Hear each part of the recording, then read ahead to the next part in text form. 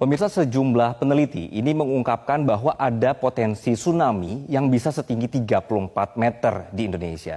Ini berarti prediksi ketinggian tsunami melebihi tsunami Aceh.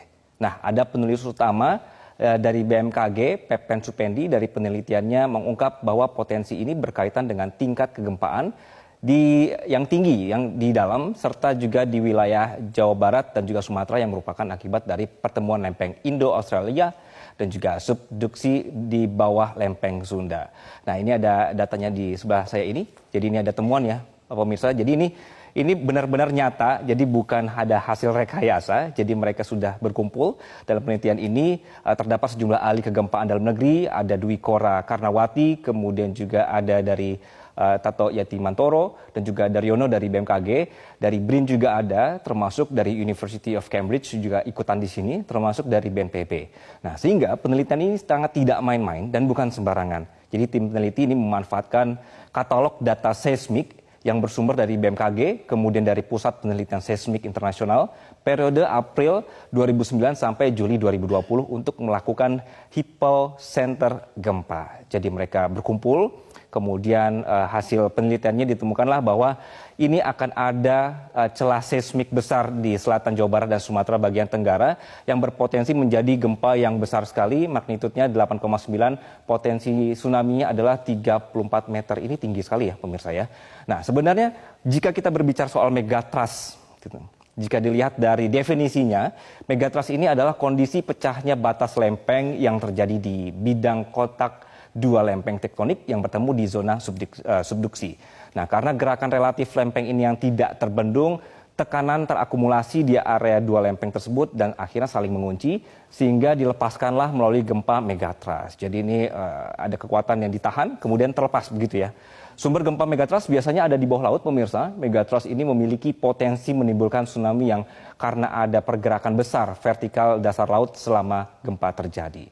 Baik, nah megatrust itu tadi definisinya sudah ada apa, kemudian ini mana sih sebenarnya wilayah Indonesia yang akan menjadi perhatiannya? Nah, karena negara kita terletak pada bagian cincin api Pasifik yang membuat Indonesia rentan bencana, terutama gempa dan tsunami. Dalam buku Pusat Studi Gempa Nasional disebutkan bahwa sumber gempa dari segmen megatrust hanya berjumlah 13 segmen. Tapi ini bukan hanya sebenarnya. Jadi kami coba ilustrasikan di sebelah kanan saya, kalau bisa difokuskan atau di sebelah petanya, pemirsa. Jadi ini adalah segmentasi megatrust di Indonesia, ada beberapa. Satu adalah ini Barat Sumatera, ada 6 segmen. Kalau misalnya kita bisa lihat di sebelah sini pemirsa ya. Oke, ini ada 6. Kemudian juga Selatan Jawa ada 3 segmen. Selatan Bali hingga Sumba ada 1 segmen. Utara Sulawesi ada 1 segmen. Lalu Maluku ada 1 segmen. Dan Utara Papua ada 1 segmen. Ini adalah yang sudah dipetakan. Nah, kemudian yang berwarna oranye yang Anda saksikan ini adalah ilustrasi misalnya keberadaan subduksi lempeng Indo-Australia yang menujam ke bawah lempeng Eurasia. Ini merupakan generator kuat sekali untuk terjadi gempa. Jadi wajar jika Selatan Jawa ini menjadi kawasan rawan gempa dan juga tsunami. Dari data BMKG ini menyebutkan bahwa gempa di atas 7,0 di Jawa ini terjadi sekitar 19 kali. Kalau dihitung dari tahun 1840 sampai 2006. Dan kalau tsunami-nya sendiri ini ada 5 kali sudah pernah terjadi. Begitu. Nah, ini menurut Kepala Mitigasi Gempa Bumi dan Tsunami BMKG, Daryono, berdasarkan frekuensi kejadian gempa yang merusak, sesar aktif sebenarnya lebih sering terjadi dan menimbulkan kerusakan serta korban jiwa dibandingkan dengan megatrust. Namun megatrust sebenarnya relatif jarang terjadi, hanya saja sumber gempa megatrust ini mampu membangkitkan gempa dahsyat dengan magnitudo 8 hingga 9. Jadi meskipun jarang, ternyata dampaknya besar sekali. Sementara sumber gempa sesar aktif rata-rata hanya mampu memicu gempa paling tinggi 7,5. Yang membuat beda, gempa sesar aktif yang lebih sering terjadi banyak berpusat di daratan, dekat perkotaan, kemudian bahkan tempat tinggal kita sendiri, pemirsa. Begitu. Oke, jadi ini adalah potensi skenario terburuk ya pemirsa. Jadi bukan prediksi yang akan terjadi dalam waktu dekat. Sehingga kapan terjadinya ini tidak ada satu orang pun sebenarnya yang tahu. Untuk itu dalam kondisi tidak pasti kapan terjadi ini, kita semua harus melakukan upaya mitigasi. Dan penelitian ini sebenarnya bukan untuk membuat kita takut atau membuat kita panik. Sudah cukup banyak sebenarnya peristiwa bencana ini di masa lalu. Jadi kita perlu untuk terus mempelajarinya untuk meminimalisir dampak dari megatrust itu sendiri.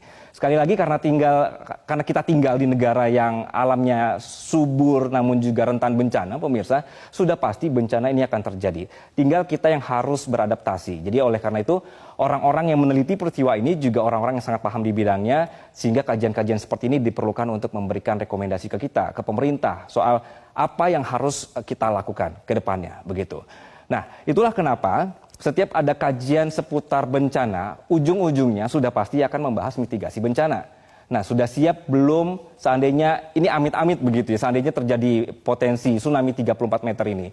Nah, gunanya penelitian ini juga membuat kita punya rencana penanganan bencana. Namun apakah dari pemerintah juga siap, kemudian juga bagaimana dengan pemerintah di daerah, apakah sudah satu frekuensi soal penanganan bencana.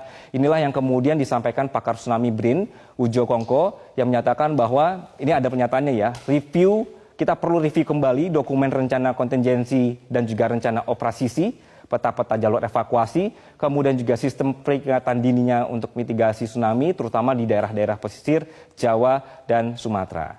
Nah, jika kondisinya saat ini sudah ada permukiman manusia di daerah pesisir, bagaimana kemudian kita mengatur tata ruang dan pergerakan saat tanda-tanda tsunami muncul? Inilah butuh fokus pemikiran juga untuk kita menjadi sigap terhadap bencana, begitu.